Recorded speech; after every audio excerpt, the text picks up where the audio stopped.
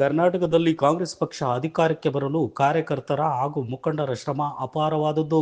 ಪಕ್ಷಕ್ಕಾಗಿ ದುಡಿದಂಥ ಕಾರ್ಯಕರ್ತರ ಬಗ್ಗೆ ಸರ್ಕಾರ ಗಮನ ಹರಿಸಿ ಸರ್ಕಾರದ ನಡೆ ಕಾರ್ಯಕರ್ತರ ಕಡೆ ಎನ್ನುವ ವಿನೂತನ ಕಾರ್ಯಕ್ರಮ ಇದು ಎಂದು ಸಚಿವರಾದ ಡಿ ಸುಧಾಕರ್ ಹೇಳಿದರು.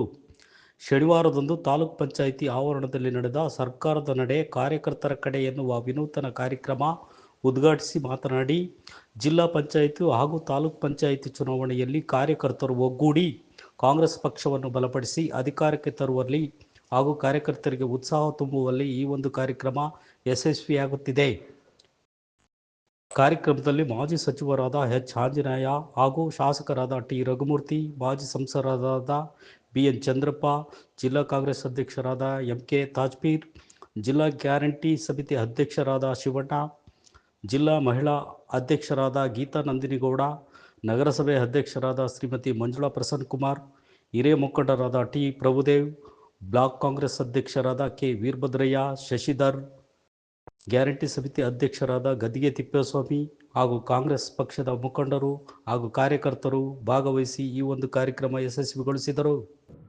ನಮ್ಮ ಜಿಲ್ಲೆಗೆ ಸಿಗ ಅಷ್ಟು ಒಳ್ಳೆ ಜನ ಕಾರ್ಯಕರ್ತರು ನಮ್ಮಲ್ಲಿ. ನನಗೆ 40-50 ವರ್ಷ ಆಂಜನೇಯ ಬೈಕ್ನ ಬರೋನು, ಸೈಕಲ್ ಹೇಳ್ದಲ್ಲ, ಸೈಕಲ್ ಓಡಾಡ್ತಿದ್ವಿ ಪಾಂಪ್ಲೆಟ್ ಕಟ್ಕೊಂಡು ಅಂತ. ನೀನು ಹೇಳ್ದಲ್ಲ, ನಾನು ಇನ್ನು ಓದ್ತಾ ಇದ್ದೆ, ಅವಾಗಿನ ಯಾವುದೋ ಒಂದು ಕಾರ ಧೂಳು ಹಬ್ಸ್ಕೊಂಬರೋನು ಆಂಜನೇಯ ನಮ್ಮ ಮಿಲ್ಲಿಗೆ. ಹಂಗೆ ಕೈ ಹಿಂಗೆ ಅಂತಿದ್ದೆ, ಯಾರು ಮಂಜುನಾಥ್ ಸಾಹೇಬ್. ಆಗ ಸೀದಾ ಬೆಂಗಳೂರಿಗೆ ಹೋದೆ.